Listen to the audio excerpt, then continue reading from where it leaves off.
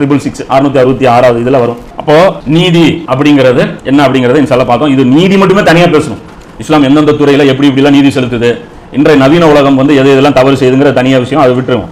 அடுத்தது என்ன அப்படின்னு பாத்தீங்கன்னா, இந்த அரசியல் பாடம் இருக்குல்ல, இஸ்லாம் சொல்லக்கூடிய இந்த அரசியல், ஆன்மீக அரசியல் இருக்குல்ல, இது வந்து பாத்தீங்கன்னா ஒரு சோதனையாக அல்லாஹ் டிசைன் பண்ணியிருக்கான். குர்ஆன்லயும் சரி ஹதீஸ்லயும் சரி மேலோட்டமா பாத்தீங்கன்னா கண்டிப்பா ஒண்ணுமே புரியாது. அதனால தான் இந்த 95% மக்களுக்கு இப்படி ஒரு விஷயங்கள் இருக்கிறதே தெரியறதில்ல. இது வந்து முஸ்லிம்கள் மேல கடமை அப்படிங்கிறது தெரியல. அப்படிதான் அல்லாஹ் டிசைன் பண்ணியிருக்கான். யாரெல்லாம் வந்து உண்மையிலேயே அல்லாஹ் இடத்துல அந்த சப்மிட் பண்ணி சரணடைஞ்சு அந்த நிலைக்கு போறதுக்கு தயாரா இருந்து என்ன நடந்தாலும் அல்லாஹ் இடத்துல நாங்க வந்து அல்லாஹ்வுக்கு வந்து நாங்க கட்டுப்படுவோம், எந்த நிலையிலும் அல்லாஹ்வுடைய கட்டளைகள் நாம ஏற்று நடப்போங்கிற அந்த ஒரு சோதனையை வந்து அல்லாஹ் வச்சிருக்கான். எப்படி முஸ்லிம் அல்லாத சகோதரர்கள் சரியான கடவுள் கொள்கையை தௌஹீதை கண்டுபிடிக்கிறது எந்த அளவுக்கு காம்ப்ளிகேட்டடோ அதே அளவுக்கு குர்ஆன்ல இருக்கு. ஆனா இந்த பூமியை நீங்க எடுத்துங்க கணக்குல, அல்லாஹ் என்ன சொல்றான், மரத்தை பாத்தியா, அதை வச்சு என்ன கண்டுபிடிக்க முடியலையா, அறிவுல உனக்கு கேட்கறானா இல்லையா, வானத்தை பத்தி இல்ல அதை வச்சு நான் ஒருத்தர் இருக்கிறேன்னு கண்டுபிடிக்க முடியலையா, நாத்திகரவாதி பத்தி கேட்கறான்ல, வானத்தை பத்தி இல்ல அந்த இடத்துல உனக்கு ஸ்பார்க் பொறி தட்ட வேணாம், அடா வானத்துக்கு பின்னாடி ஏதோ ஒரு இயங்குற மாதிரி இருக்கு அப்படின்னு சொல்லி தட்ட வேணாம். உன் அறிவு கொடுத்துருக்கல, அதை யூஸ் பண்ணு, அதை ப்ராசஸ் பண்ணு. எவனோ ஒருத்தன் கடவுள் கொள்கையை கொண்டாந்து கொடுத்தானா அதை பிடிச்சிட்டு உனக்கு ஈஸியா இருக்குன்னு அப்படியே டிராவல் பண்ணிட்டு போயிருவியா? அல்ல என்ன சொல்றான், நிச்சயமாக உங்களுடைய செவிப்புலன்கள் இந்த சிந்திக்கும் ஆற்றல் இதை எல்லாமே நான் கொஸ்டின் பண்ணுவேன், இதை வச்சு நீ எந்த அளவுக்கு எஃபர்ட் போட்டு நான் கொஸ்டின் பண்ணுவேன் அப்படின்னு சொல்லுவான். இவங்க எடுத்தா அவங்க எடுத்தான்னு சொல்லி தப்பிக்க முடியாது. ஏன்னா நிறைய விஷயம், ஏன்னா நீங்க எதை சொல்றீங்களோ அதே வந்து ஒரு மதகுரு வந்து பொருளாதாரத்தை வழிகாட்டினா யாரும் எடுத்துக்கோனா, பண்ணிட்டு இருக்கிற பிசினஸ் விட்டுருங்க, வேற ஒரு சூப்பர் பிசினஸ் நான் தரேன், வாங்க என்னோட சேர்ந்து மாடு மேய்க்கலாம் அப்படின்னு கூப்பிட்டா எல்லாம் விட்டுட்டு மாடு மேய்க்கிறது போயிடுவாங்களா? ஏன்னா இவர் சிறந்தவராச்சே, இவர் கொடுக்குற யோசனைகள்லாம் நாங்கள் பர்ஃபெக்ட் ஆச்சுன்னு போயிடுவானா? போக மாட்டான். அவருக்கு கூப்பிட்டு சொல்லுவாங்க, வாங்க நீ மாடு மேய்ச்சா சாணி தான் கிடைக்கும், இங்க என்னென்ன கிடைக்கும் நாங்க காட்டுறோம் அப்படின்னு சொல்லி இவன் காட்டுவான். அப்ப இவனுக்கு நல்லா புரியுது எந்த விஷயத்துல எவனுடைய உபதேசத்தை எடுத்துக்கணும். ஆனா கடவுள் விஷயம் வரும்போது இவங்க என்ன பண்ணிடுறாங்க, நாத்திகர்கள் என்ன பண்ணிடுறாங்க, யாரோ ஒரு காரணமாக செல்லுன்னு ஒரு வழிகாட்டல் எடுத்துட்டு போயிடுறாங்க. எங்களுக்கு இது போதும், எங்களுக்கு இது போதும், டார்வினுடைய தியரி போதும், பெரியாருடைய வழிகாட்டுதல் போதும் அப்படின்னு சொல்லி டைவர்ட் ஆகி போயிடுறாங்க. ஆனா யோசிச்சு பார்த்தாங்கன்னா பூமியில பல நேரங்கள்ல பொறி தட்டும், அந்த ஸ்பார்க் வந்து ஏற்படும். அதுதான் எக்ஸாம். அதானே பூமியில நிறைய விஷயங்கள் பார்க்கும்போது இது இறைவனுடைய ஞாபகம் வரணும், அதுதான் எக்ஸாம். அதுல அவன் ஜெயிச்சிட்டானா அவனுக்கு சொர்க்கம். அப்ப நமக்கு அந்த எக்ஸாம் இல்ல, நமக்கு அந்த பொறி தட்டி அப்படி வந்து ப்ராசஸ் பண்ணி வானத்தை பார்த்து சூரியனை பார்த்து அல்லாஹ்வை கண்டுபிடிச்சு வேதத்தை கண்டுபிடிச்சு அதெல்லாம் ஒன்றும் கிடையாது, லட்டு மாதிரி எல்லாமே வந்துருச்சு. இப்போ நமக்கு என்ன அப்படின்னா கிலாஃபத் தான் சேலஞ்ச். குர்ஆன்ல நிறைய இடத்துல நமக்கு பொறி தட்டும். இந்த வசனம் எதுக்கு பேசுறான், அல்லாஹ் ஏன் இப்படி பேசுறான், இது என்னமோ நம்ம ஆன்மீக சிந்தனைக்கு இது மாற்றமால இருக்கு. ஒரு இடத்துல உதாரணத்துக்கு 28 அத்தியாயத்தில் 59 வசனம் நினைக்கிறேன், அதுல வரும்ல 57 நினைக்கிறேன். இந்த குர்ஆனை நாங்கள் பின்பற்றினால் இந்த பூமியில் அடியோடு சேர்த்து புடுங்கி எறியப்படுவோம் அப்படிமா. குர்ஆனை பின்பற்றுனா மற்ற ஊருக்காரன் வந்து என்ன ஏன் புடுங்கி பேத்து எடுத்துட்டு போவான், புரி தட்டணுமா இல்லையா?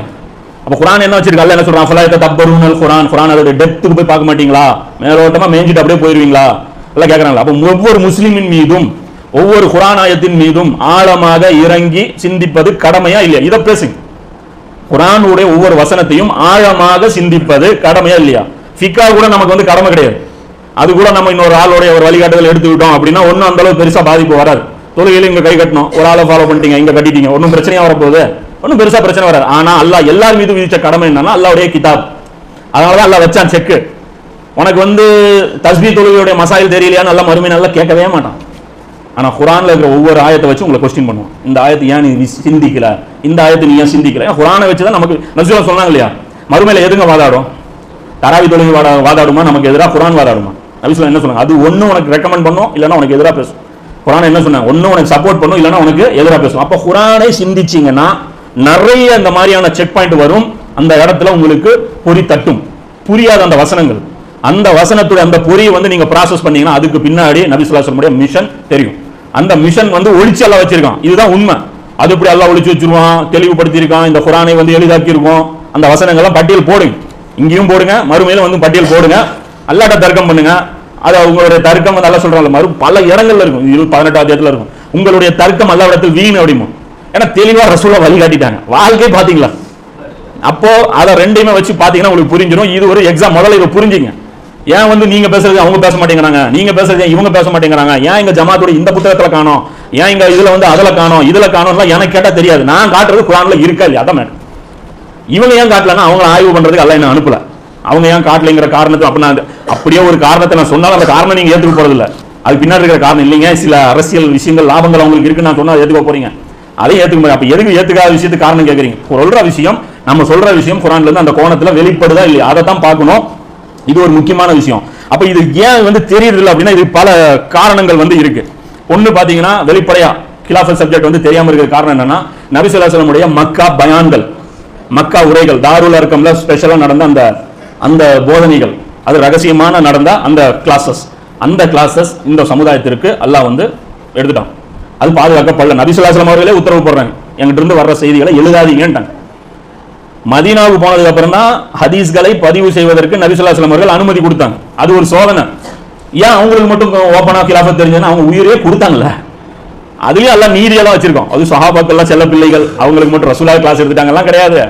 பிடிச்சி உழுக்குன்னு உழுக்கிருக்காங்க. அவங்க எல்லாம் சொல்றாங்க கடுமையாக பிடிச்சி உழுக்கினோம், அதான் சொல்றாங்க ஷதீத் பாசன் ஷதீத் அப்படின்னு கடுமையான சோதனை பண்ணோம் அப்படிங்கிறான். அதுல எல்லாம் நிம்மதியா போச்சு. ஒப்பனா ஒரு டீச்சர் அந்த அளவு டீச்சர் அனுப்பிட்டா அந்த அளவுக்கு அவங்களுக்கு இதுவும் இருக்கும். ஒவ்வொருத்தரும் குடும்பத்தை இழந்து அனாதையாகி ஃபேமிலி போய் உயிரை கொடுத்து ரத்தத்தை ஓட்டி செல்வத்தை போய் எல்லாம் நிம்மதியே கிடையாது அவங்களுக்கு. அப்ப அவங்களுக்கு ஏன் ஈஸின்லாம் நம்ம கேட்கவே முடியாது.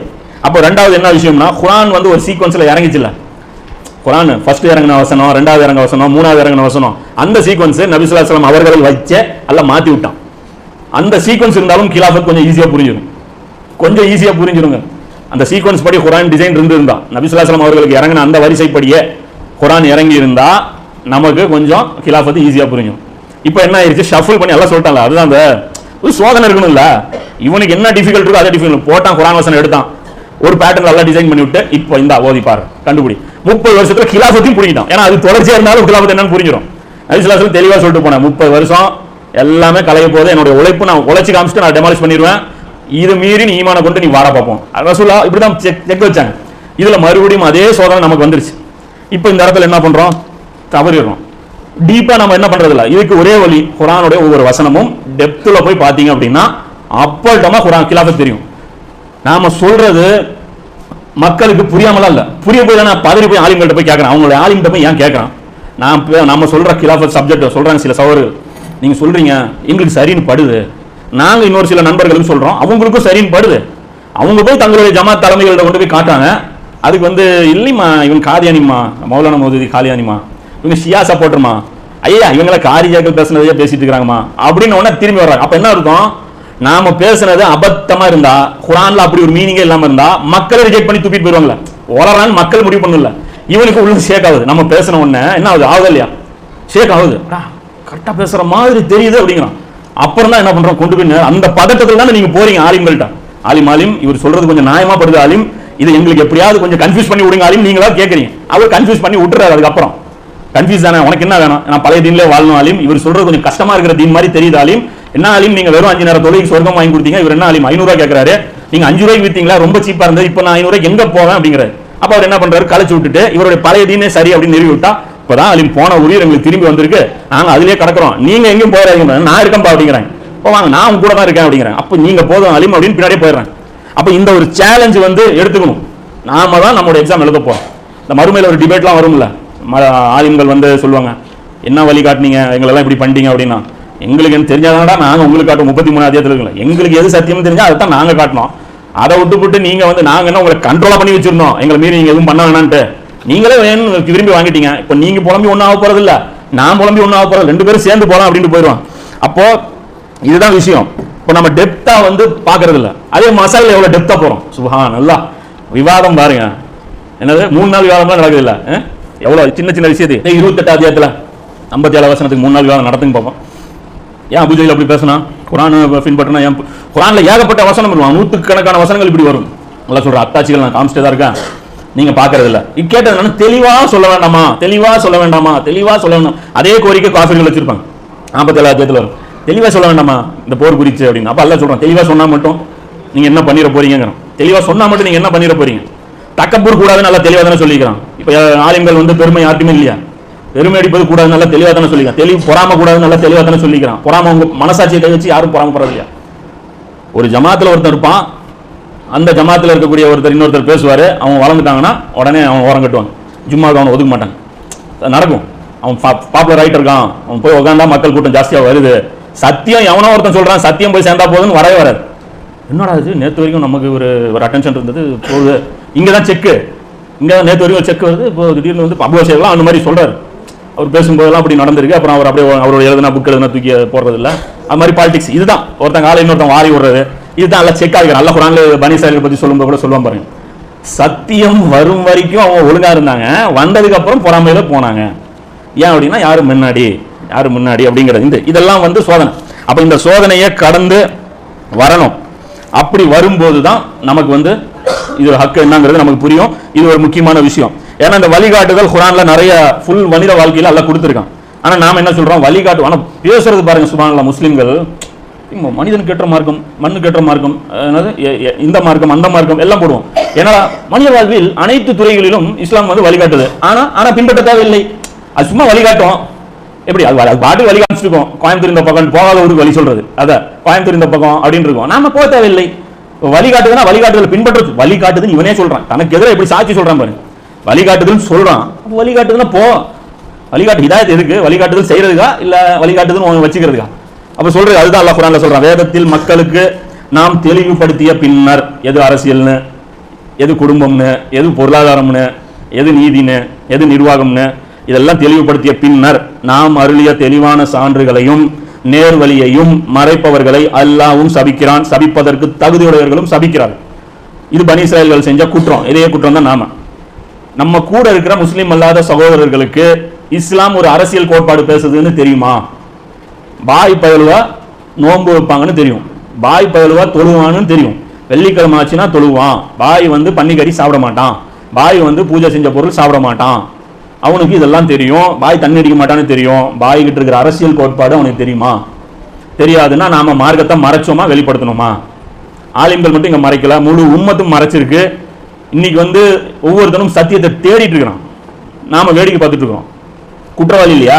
அந்த குற்றத்தின் தண்டனை தான் இந்த நர்சிசிஐ. அப்ப அல்லாஹ் வந்து அல்லாஹ்வுடைய தீன் உங்களுக்கு கொடுக்கப்பட்டிருக்கும் போது ஏன் மிஸ்ரெப்ரசன்ட் பண்றீங்க? உங்களை பார்த்து அவன் தீனை கத்துக்கணும், அந்த அளவுக்கு உங்களுடைய செயல்பாடுகள் இருக்கணும். பப்ளிக்காவது எடுத்து வச்சோமா? கிலாப் அதாவது நவீன வடிவம் இருக்குங்க. கிலாபத் வந்து மறைச்சு ஒளிச்செல்லாம் பேச வேண்டிய டாபிக் கிடையாது. இஸ்லாமிய அரசியல் வந்தா அதையும் தப்பா வழங்கி வச்சிருக்கான். இஸ்லாமிய ஆட்சி வந்தா கோவில்கள் இடிக்கப்படும். யாரு? இந்த மன்னராட்சியோட சப்போர்ட்டர்ஸ் மண்டை கழுவுறது. இஸ்லாமிய அரசியல் வந்தா என்னென்ன இருக்கா தெரியுமா? கோயில் வராது. அவங்ககிட்ட போய் இஸ்லாமிய அரசியல் எப்படா பேசுவ? கோயில் வராதுன்னு சொன்னா அவனுக்கு கோவம் வந்துருல இஸ்லாமிய சகோதரன், முஸ்லீம் அல்லாத சகோதரனுக்கு. அதனால இஸ்லாமிய அரசியல் பேச வேண்டியது இல்லை. எங்க சொல்லுது குர்ஆன்ல? கோயில்களையும் சர்ச்சுகளையும் மனிதர்களை வச்சு நாம் பாதுகாத்திருக்காவிட்டால் பூமியில இதாய் ஃபசாதா இருக்குன்னு அல்லாஹ் சொல்றான். அப்ப கோயில்களை அல்லாஹ் பாதுகாக்கிறாங்கிறான், சர்ச்சுகளை அல்லாஹ் பாதுகாக்கிறாங்கிறான். அல்லாஹ்வுடைய தூதர் வந்து கோயில்களையும் சர்ச்சுகளையும் பாதுகாத்திருக்காங்க. இஸ்லாமிய அரசியல்ல மத வழிபாடு உரிமை இருக்காதுன்னு அவன் அந்த மடையும் சொன்னோம். நம்ம தான் பேசுறோம். அதுலயும் குறிப்பா குர்ஆன் ஹதீஸ்னு பேசக்கூடிய மக்கள் மத்தியில் இது பெரிய ஒரு மூட நம்பிக்கை இருக்கு. இஸ்லாமிய அரசியல்ல மற்ற வழிபாடுகள் இருக்காது, ஒரே வழிபாடு இருக்கும். ஒரே வழிபாடு இருக்காது, பல வழிபாடுகள் இருக்கும். அரசியல் சிஸ்டம் தான் ஒண்ணுதான் இருக்கும். இதுக்கு பயந்துட்டு நம்ம சொல்றது இல்லை. இதெல்லாமே நம்ம ஆலிம்கள் மேல பழிய போட்டுட்டு இவங்க மறைச்சா அவன் மறைச்சு, யாரெல்லாம் மறைக்கல. ஒன்னு மேல கடமை, குர்ஆனை ஆழ்ந்து சிந்திக்க வேண்டியது உன் மேல கடமை. சிந்திச்சியான்னு கேட்பான். சிந்திச்சதுக்கு அப்புறம் நீ அவனுக்கே புரியும். அதை வச்சு நீ தான் வந்து அல்லாட்ட எக்ஸாம் எழுதணும். அப்ப கடைசியால என்ன சொல்றான்? மன்னிப்பு கேட்டு திருந்தி கொண்டு தெளிவுபடுத்தியோரை தவிர மற்றவங்களுக்கு எக்ஸம்ஷன். இந்த வேலையை நம்ம செய்யணும். அப்போ நாம இவ்வளவு நாள் செஞ்ச தவறு மன்னிப்பு கேட்கணும். ஃபர்ஸ்ட் இந்த நோன்பு வச்சு நம்ம என்ஆர்சியா துவா கேட்கணும். அப்போ கூட சொல்லிருந்தோம், துவா கேட்கலாம், அல்ஹம்துலில்லாஹ், நல்ல விஷயம். அதற்கு முன்னாடி நம்ம தௌபா செய்யணும். முதல்ல நம்ம செய்ய வேண்டியது அல்ல என்ன சொல்றான்? முதல்ல என்ன பண்ணுங்கிறான்? மன்னிப்பு கேள். இரண்டாவது திருந்து. மூணாவது தெளிவுபடுத்து, மக்களுக்கு தெளிவுபடுத்து. அவர்களை தவிர அவர்களைத்தான் நான் மன்னிப்பேன். இவர்களுக்கு நம்ம தலையில வந்திருக்கிற இந்த முசீபத்து நீங்கணும்னா முதல்ல தௌபா செய்யணும். தௌபா செஞ்சு திருந்தணும். முதல்ல ஒழுங்கா ஸ்டடி பண்ணுங்க. திருந்ததுக்கு கொஞ்சம் டைம் இருக்குல்ல, ஸ்டடி பண்ணுங்க. அப்புறம் மக்களுக்கு தெளிவுபடுத்துங்க. அப்புறம் அல்ல நான் மன்னிப்பை ஏற்பவன் நிகரற்ற அன்புன்னு சொல்றது 159 160 வசனத்துல. அப்ப இதெல்லாம் வந்து நம்ம செஞ்ச தவறு. அப்ப இஸ்லாம் இந்த இதெல்லாம் அரசியல்லாம் பேசாம இருக்கும். அடுத்தது என்னன்னு பாத்தீங்க அப்படின்னா, இந்த அரசியல் கோட்பாட்டில் பொறுத்த வரைக்கும் நாம வந்து சாதாரணமான தவறு எல்லாம் பண்ணலைங்க. இணை வைப்பே செஞ்சுட்டு இருக்கிறோம். ஷிர்கே நம்ம செஞ்சுட்டு இருக்கிறோம். குஃபுர்ல கூட நாம வந்து செஞ்சுட்டு இருக்கிறோம். அப்போ குஃபுர்ல செஞ்சுட்டு இருக்க நீ வந்து இங்க தானே வாழ்ந்துட்டு இருக்கிற, அதெல்லாம் விளக்கம் தனி. அதாவது ஒரு கவர்மெண்ட், ஒரு அநீதியான ஒரு அரசாங்கத்தின் கீழ் வாழ்வது குற்றம் இல்லை. நல்லா புரிஞ்சுங்க. அநீதியான ஒரு அரசாங்கத்தின் கீழ் வாழ்வது குற்றம் இல்லை. ஆனா அதை மனதளவில் ஏற்றுக்கொள்வது, அதை பொருந்திக் கொள்வது குற்றம். எப்போ நீங்க மனதளவில் அதை விட்டு விலகுவீங்க அப்படின்னா, தப்புன்னு புரிஞ்சாதானே விலகுவீங்க. அந்த வேலையை மட்டும்தான் நம்ம செய்ய போறோம். அப்போ கேள்வி ஒன்று வருது இல்லை, கிலாஃபத் பேசி என்ன பண்ண போறீங்க? கிலாஃபத்துன்னு ஒன்று இதுதான் இருக்கணும்னு, இது தப்புன்னு தெரிஞ்சு போச்சு. அப்போ என்ன பண்ண போறீங்க? செயல் இறங்க போறீங்களான்னு அதே திருப்பி நம்ம கேட்போம். கபர் வழிபாடு தப்புன்னு உங்களுக்கு தெரிஞ்சு போச்சு, எத்தனை கபர் இடிச்சிங்க? இருக்கிற எல்லா தடவையும் தட்டிட்டீங்களா? இல்லை தட்டுன்னு சொல்லிட்டு இருக்கீங்களா? தட்டணும்னு சொல்றீங்களா? அதே தான் நாமளும் பண்ணுவோம்.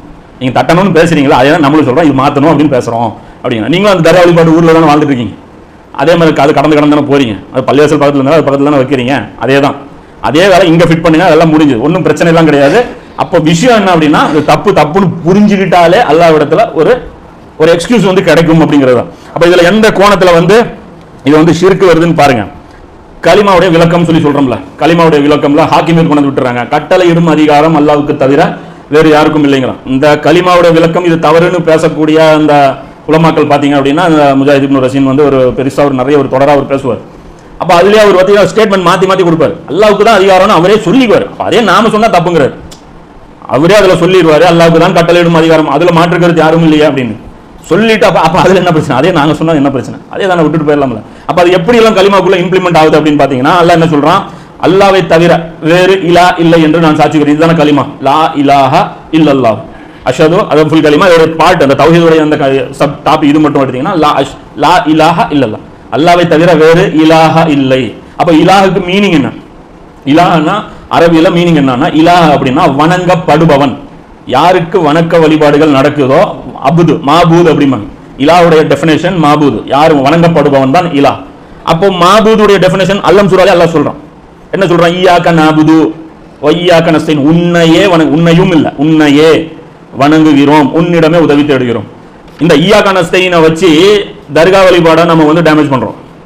இது வந்து நஸ்தஈன் அல்லாஹ்விடமே உதவி தேடுகிறோம், நீ எப்படி போய் மரத்துக்கிட்ட மட்டை கிட்ட கபரு கிட்ட மற்ற அவுலியாக்கள்கிட்ட எங்க போய் நீ உதவி தேடுறோம்ல. அப்ப ஈயாக்க நாபுதுல நாம கோட்டை விட்டுருக்கோம்.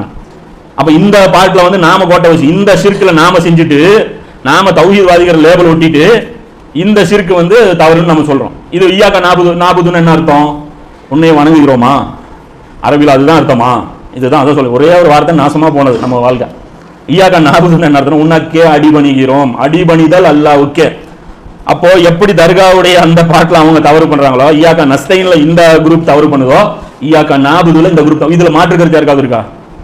ஆபுதுங்கிற அந்த வார்த்தையில யாருக்காவது மாற்று கருத்து இருக்கா? அப்ப கலிமாவுடைய சரியான விளக்கம் அதுதானே, அல்லாஹ்வை மட்டுமே அடிபணிவது, இதுதான். ஏன்னா நபி ஸல்லல்லாஹு அலைஹி வஸல்லம் அவர்கள் வந்து ஒரு குறிப்பிட்ட ஷிர்க்கை மட்டும் ஒழிப்பதற்காக வரல, ஷிர்க்குடைய அனைத்து விதத்தையும் ஒழிப்பதற்காகத்தான் நபி ஸல்லல்லாஹு அலைஹி வஸல்லம் வந்தாங்க. அப்ப உயிருள்ள கடவுள்கள் உயிரற்ற கடவுள்கள் ரெண்டையுமே தான் நபி ஸல்லல்லாஹு அலைஹி வஸல்லம் ஒழிக்கிறது வந்தாங்க. உயிர் இல்லாத கடவுள்கள் எது, சிலைகள், முன்காலத்தில் செத்து போன பெரியார்கள், மரம், கல்லு, தூணு, கட்டடம், ஏதோ ஒரு சின்னம், இதெல்லாம் என்னது, உயிரற்ற கடவுள்கள். உயிர் உள்ள கடவுள்கள் யாரு, குர்ஆன்ல இல்லவே இல்லையா, வழிகாட்டுதல் இல்லையா, மன்னர்கள், உயிர் உள்ள கடவுள்கள், மகான்கள், சாமியார்கள், அவர்கள் வந்து குர்ஆன்ல வருதாங்க இல்லையா. தம்முடைய பாதிரிமார்களையும் துறவிகளையும் கடவுள்களாக எடுத்துக்கொண்டார்கள். எங்கேயாவது பூஜை நடந்துச்சா அவங்களுக்கு, பூஜை நடந்துச்சா, இல்ல. பார்லிமெண்டரி அதிகாரம் பவர் அவங்க கையில கொடுக்கப்பட்டிருந்தது. 9வது அத்தியாயத்துல வருது இல்ல, தம்முடைய பாதிரிகளையும் சன்னியாசிகளையும் கடவுள்களாக எடுத்துக்கொண்டார்கள். போய் கேட்கறாங்க, அந்த ஒரு பனி இஸ்ராயேல்ல இருந்து இஸ்லாத்துக்கு வந்த நபி தோழர் ஒருத்தர் போய் நபி ஸல்லல்லாஹு அலைஹி வஸல்லம் கேட்கறாங்க, அல்லாஹ்வுடைய தூதரே, நாங்க வந்து இயேசுவை வணங்குறோம்னு சொல்றீங்க கரெக்ட், நாங்க இவங்கள பாதிரிமார்களையும் இவங்களையும் துறவிகளையும் சன்னியாசிகளையும் நாங்க வணக்க வழிபாடு எடுத்துக்கவே இல்லையா அப்படின்னு சொல்லும்போது நபி ஸல்லல்லாஹு சொல்றாங்களா, ஒன்றை அவர்கள் ஹலால் என்றோ ஹராம் என்றோ சொன்னால் அதற்கு உண்டான அதிகாரம் நீங்க கொடுத்திருக்கீங்களா இல்லையா? ஆமா கொடுத்துருக்கணும், அதுதான் வணங்குவது. அப்ப இவ்வளவு தெளிவா நபி ஸல்லல்லாஹு அலைஹி வஸல்லம் பாடம் நடத்திட்டாங்களா இல்லையா? இப்ப இந்த அதிகாரம் சாமியார்கிட்ட விட்டுருங்க, உங்க அம்மா பாட்ட கொடுத்தீங்கனாலும் இந்த அதிகாரம் அது ஷிர்கா இல்லையா? ஷிர்கு தானே. உங்க தெருவில் இருக்கிற ஒரு கமிட்டி கிட்ட அந்த அதிகாரம் கொடுத்தீங்கன்னா அது ஷிர்கா இல்லையா? ஷிர்கு தானே. அதே நீங்க ஊரே சேர்ந்து சில உறுப்பினர்களை தேர்ந்தெடுத்து ஒரு குறிப்பிட்ட ஒரு கட்டடத்துக்குள்ள உட்கார வச்சு அவங்க கிட்ட இந்த அதிகாரம் கொடுத்தீங்கன்னா அது ஷிர்கா இல்லையா? ஷிர்கு தானே. அப்போ இருக்கிறது தானே. அப்போ அதிகாரம் எங்க போனாலும் அது ஷிர்கு. அதான் தர்கா விஷயத்துல மட்டும் என்ன சொல்றாங்க, அல்லானா வணங்குறோம். இந்த தர்கா போற சவர்கள் என்ன சொல்றாங்க, நாங்க என்ன மௌலியாக்களை வந்து அல்லானா வணங்குறோம் அப்படிங்கிறாங்க. இவங்க என்ன சொல்றாங்க, அப்பெல்லாம் வணங்கலப்பா, அல்லாஹ்வுடைய சிஃபத்துல ஏதோ ஒரு விஷயத்தை ஏதோ ஒரு ஆங்கிள் எங்கேயாவது நீ ஃபிட் பண்ணாலும் அது ஷிர்க்குங்கறாங்க. அப்ப அதே மாதிரி தானே இது சட்டம் இயற்றும் அதிகாரம் ஏதோ ஒரு விஷயத்துல ஏதோ ஒரு குரூப் கிட்ட, அது எந்த குரூப்பா இருந்தாலும், அது மத குரு சார்ந்த குரூப்பா இருந்தாலும், அது நீ தேர்ந்தெடுத்த ஒரு கமிட்டியா இருந்தாலும், அது ஒரு குறிப்பிட்ட ஒரு 4-5 மெம்பர்களா இருந்தாலும் அவர்களிடத்தில் ஒப்படைத்தால் அதுக்கு பேர் என்னது, அது ஷிர்க். அது நேரடியா ஒரு ஷிர்க் இருந்தது. நபி ஸல்லல்லாஹு அலைஹி வஸல்லம் குர்ஆன்லயே வருது இல்ல, மன்னர்களுடைய ஷிர்க் அது இருந்ததா இல்லையா? மன்னனை நேரடியா வணங்கிட்டு இருந்தாங்க. மன்னர் ஆட்சிங்கிறது ஒரு மிகப்பெரிய ஷிர்க். அதுல பாத்தீங்கன்னா குர்ஆன்ல வரும் பாருங்க, இப்ராஹிம் அலைஹிஸ்ஸலாம் உடைய சம்பவம். இப்ராஹிம் நபி இந்த சிலைகள் இதெல்லாம் எதிர்த்து தாவா செஞ்சுட்டு இருப்பாங்க. தாவா செஞ்சதுக்கு அப்புறம் அந்த ஊர்ல இருந்த 2 கடவுள் வழிபாடுகள், ஒன்று அந்த சிலைகளையும் இது என்ன அந்த நட்சத்திரங்கள் சூரியன் சந்திரன் இதை வணங்கக்கூடிய உயிரில்லாத கடவுள்களை வணங்கக்கூடிய ஒரு வழிபாடு, அதையும் உடைச்சாங்க. அது பேசாது, இது கேட்காது, இதுக்கு கை இல்ல, அது மறையுது, இது வந்து இதாகுது, இது சின்னது அது பெருசு, இதையும் உடைச்சாங்க. அடுத்ததா அந்த மக்கள் என்ன பண்றாங்க? அப்போனா நீ அப்போ ஒரு ஸ்டேட்மெண்ட் விடுறாரு இப்ராஹிம் நபி. என்ன சொல்றாரு? அனைத்தையும் விட்டு அல்லாஹ்வை நோக்கி என்னுடைய முகத்தை திருப்பி விட்டேங்கிறாங்க. அப்ப அந்த மக்கள் கேட்கறாங்க, என்னது எல்லாத்தையும் விட்டுட்டியா? சரி, இந்த சிலைகளை விட்டுட்டா, இதை விட்டுட்டா, அதை விட்டுட்டா, ஓகே, மன்னனை எப்படி விடுவா? அந்த ஊர்ல எல்லாம் நீ வாழ்ந்துட்டு இருக்கிற, மன்னன் கூட எல்லாம் ஆட்சி கீழே நீ வந்துட்டு இருக்கிற, அப்ப நாங்க மன்னனை எல்லாம் சேர்த்து வணங்கிட்டு இருக்கோம், அப்ப மன்னரும் கடவுள் நீ டிபேட் பண்றியா எங்ககிட்ட அப்படிங்கறது கேட்கறாங்க.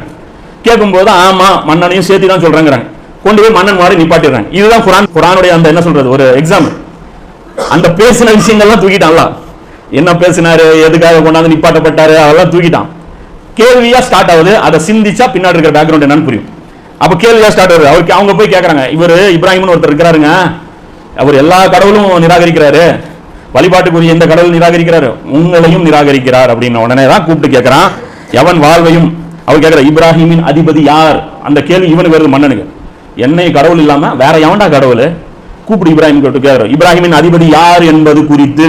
இந்த யாருங்கிற கேள்வி பின்னாடி தான் நீங்க ப்ராசஸ் பண்ணி இதெல்லாம் வரும், நான் சொல்ற விஷயங்கள் வரும். இப்ராஹிமின் அதிபதி யார் என்பது குறித்து அவருடன் தர்க்கம் புரிந்தவனை நீர் கவனிக்கவில்லையா அப்படின்னு சொல்லி அவன் கேட்கறான். அல்லாஹ் கேட்கறான். சொல்லிட்டு சொல்றான், எவன் வாழ்வையும். இப்ராஹிம் நபி கேட்கறான், இப்ராஹிம் நபி பதில் சொல்றாங்க, யார் பாவம்? அல்லாஹ். அந்த மன்னன் கேட்கறான், இப்ராஹிம் நபி சொல்றாங்க, எவன் வாழ்வையும் மரணத்தையும் அளிக்கிறானோ அவனே என் அதிபதி. இப்ராஹிம் நபி பதில் அளிக்கிறான். உடனே அவன் என்ன பண்றான்? ஒரு கைதியை கூப்பிடுறான், 2 கைதியை கூப்பிடுறான், ஒரு கைதியை ரிலீஸ் பண்ணி விட்டுறான். பாரு, இவனுக்கு நான் வாழ்க்கை கொடுத்துட்டேன். ஒரு கைதியை கூப்பிட்டு மரண தண்டனை கொடுக்குறான், இவனுக்கு நான் மரணத்தை கொடுத்துட்டேன், வாழ்வையும் மரணத்தையும் நானும் கொடுத்துட்டேன், அப்ப நானும் இறைவன்கிற. இந்த இடத்துல சுப்ஹானல்லாஹ் ஒரு பாடம் நடத்துறாரு பாருங்க. இது எல்லா காலத்துக்குமான பாடம். இப்ராஹிம் நபி நடத்துற பாடம். இப்ராஹிம் நபி சாதாரண ஆள் கிடையாது. 5000 வருஷத்துக்கு அவர் தான் நபி. நபி ஸல்லல்லாஹு அலைஹி வஸல்லம் கூட அவருடைய ஃபாலோவர்ஸ் தான். நாம கூட யாருடைய ஃபாலோவர்ஸ்? நாம ரசூலுல்லாஹ் ஃபாலோ பண்ணாலும் இப்ராஹிம் நபி தான் ஃபாலோ பண்ணிட்டு இருக்கோம். கிப்லா யாருக்கு? இப்ராஹிம் நபியோட கிப்லா தான் ஃபாலோ பண்ணிட்டு இருக்கோம். அப்போ இங்க அல்லாஹ் சொல்றான், அப்படியானால் அல்லாஹ் எனது இறைவன் சூரியனை கிழக்கிலிருந்து உதிக்க செய்கிறான், நீ அதை சற்று மேற்கிலிருந்து உதிக்க செய் என்று கூறினார். 2வது அத்தியாயத்தில் 258 வசனம். உடனே அவன் என்ன பண்றான்? வாயடைச்சு போயிடறான், அவனால பதில் சொல்ல முடியல. இங்க டெஃபினேஷன் என்ன அப்படின்னா, அனைத்து அதிகாரமும் இந்த இயற்கை நியதிகளை யார் வகுத்தானோ அவன் தான் அல்லாஹ். இதுதான் டெஃபினேஷன். இப்போ இன்னைக்கு யாராவது சட்டம் இயற்றும் அதிகாரம் எனக்கு இருக்கு அப்படின்னா, இன்னைக்கும் இதே இப்ராஹிம் நபியோட சேலஞ்ச் தான். நேரம் வாங்க, அமெரிக்காவுடைய சூப்பர் பவர் எல்லாரும் வந்துங்க, எல்லாம் வந்துங்க, ஐநா சபை எல்லாம் வந்துருங்க, வானம் எல்லாம் ஒரு பெரிய ஒரு கான்ஃபரன்ஸ் கூட்டுருங்க, சூரியனை இந்த பக்கத்துலேருந்து வர சொல்லுங்க. இதற்கு நீங்க பொறுப்பெடுத்துக்கிட்டீங்கன்னா தாராளமா செய்யுங்க. அப்ப நீங்க வச்சதுதான் சட்டம். ஆம்பளை கல்யாணம் பண்ணுங்க, பொம்பளை கல்யாணம் பண்ணுங்க, கழுதைக்கு ஆம்பளை கல்யாணம் பண்ணுவீங்க, குதிரைக்கு இப்படி கூட வித்தியாசமா கூட திங்க் பண்ணுங்க, இன்னும் வேற மாதிரி கூட போங்க, எப்படி வேணாலும் போங்க. ஆனா எப்ப உங்களுக்கு அந்த அதிகாரம் வரணும்னா, இந்த பூமியுடைய இந்த விஷயங்களை நீங்க நிர்வாகம் பண்ணணும். இதற்கு அல்லாஹ் லிஸ்ட் போடுறான் பாருங்க, சுப்ஹானல்லாஹ். அந்த தான் நம்ம பார்க்கணும். குர்ஆன்ல வரும் பாருங்க, இந்த அதாவது தௌஹீத்னா என்னன்னு அல்லாஹ் கிளாஸ் எடுப்போம். அங்கங்க குர்ஆன்ல இருக்கும், இயற்கை இவர்களிடம் கேளுங்கள், நீங்கள் அறிந்திருந்தால் பூமியிலும் இதில் உள்ள அனைவரும் யாருக்குரியவர்கள். அல்லாஹ் கேட்க சொல்றான். அரசியல் அதிகாரம் அல்லாஹ்வுக்குன்னு சொன்ன உடனே நீ யாருக்கு முதல்ல வர? நீ கிரவுண்ட்ல எதுக்குறது முதல்ல யார் வரா?